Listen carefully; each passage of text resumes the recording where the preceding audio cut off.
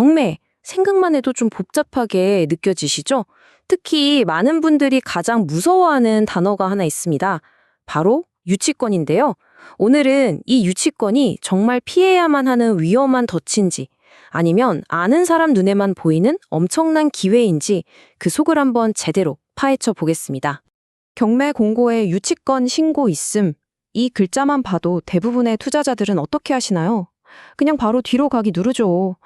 괜히 복잡한 소송에 휘말리거나 생각지도 못한 돈을 물어줘야 할지도 모른다는 그 공포심 때문에요. 근데 정말 그럴까요? 하지만요, 바로 그 공포가 기회의 문을 여는 열쇠가 됩니다.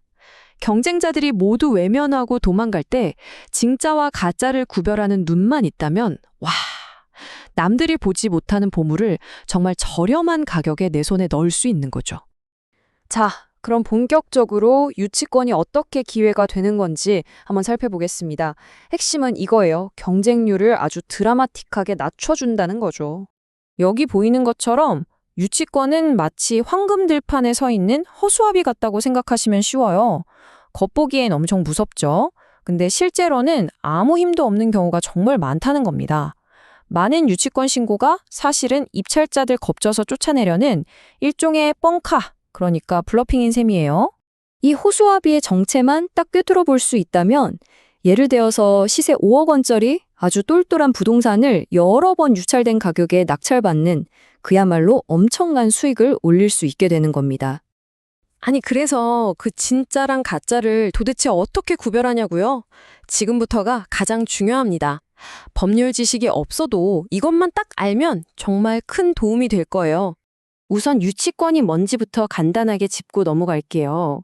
유치권이라는 건 내가 이 건물에 공사비를 썼는데 그 돈을 돌려받을 때까지 나 이 건물 못 비워줘 하고 점유하면서 버틸 수 있는 권리입니다. 와, 말만 들어도 엄청 강력해 보이죠? 하지만 말이죠. 모든 비용이 다 유치권으로 인정되는 건 절대 아닙니다. 여기 보시는 것처럼 법원에서는 건물의 객관적인 가치를 올린 비용, 예를 들어 외벽에 페인트를 새로 칠했다거나 공용 화장실을 싹 뜯어 고쳤다거나 하는 이런 유익비만 인정을 해줘요. 반면에 내가 여기서 식당 하려고 주방 시설을 만들었다. 이건 순전히 내 장사를 위한 거잖아요. 이런 것들은 유치권 대상이 아니라는 거죠. 그리고 여기에 결정적인 비밀병기가 있습니다. 바로 임대차 계약서에 있는 원상회복 의무 조항이에요. 웬만한 상가 임대차 계약서에는 계약 끝나면 원래 상태로 싹 복구해야 합니다. 라는 문구가 있거든요. 법원에서는 이 조항을 임차인이 스스로 비용을 청구할 권리를 포기한 걸로 봅니다. 이 딱 한 줄 때문에 수많은 유치권 주장이 그냥 무력화되는 거예요. 자, 이제 이론은 알았으니까 실전으로 넘어가 봐야겠죠? 지금부터 우리는 허위 유치권을 가려내는 탐정이 되는 겁니다. 현장 조사가 아주 중요해요. 이 5단계 체크리스트만 하나씩 따라가시면 허위 유치권 대부분을 걸러낼 수 있습니다. 자, 1단계. 법원 서류에 신고된 공사 내역을 꼼꼼히 확인하세요. 금액은 적당한지, 내용은 구체적인지. 2단계.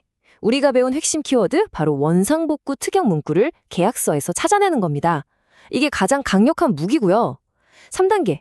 직접 현장에 가서 신고된 공사가 정말 건물 가치를 높인 건지 아니면 그냥 개인 장사를 위한 시설이었는지 두 눈으로 검증하는 거죠. 4단계. 이거 아주 중요한데요. 유치권자가 점유를 과연 언제 시작했는지 그 시점을 정확히 파악해야 합니다. 이건 나중에 다시 강조할게요. 그리고 마지막 5단계는 일종의 안전장치인데요. 만에 하나 유치권이 진짜로 인정되는 최악의 경우를 가정해도 우리한테 수익이 남는지 미리 계산기를 두드려보는 겁니다.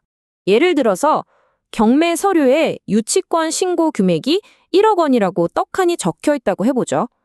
이 숫자에 덜컥 겁먹지 말고 질문을 던져야 합니다. 이 공사비 객관적인 근거가 있는 거야? 라고 말이죠. 특히 5천만 원이 넘어가는 고액 공사비 청구는 계약서라던가 세금 계산서 같은 명확한 증빙 자료가 없다면 허위로 부풀려졌을 가능성을 항상 의심하고 봐야 합니다. 자, 이제 유치권이 가짜일 가능성이 높다는 확신이 섰습니다. 그러면 어떤 전략으로 입찰하고 또 어떻게 협상을 해야 할까요? 이 표를 한번 보세요. 시세 5억 원짜리 건물을 유치권 때문에 4억 원에 낙찰받는다고 가정해 봅시다.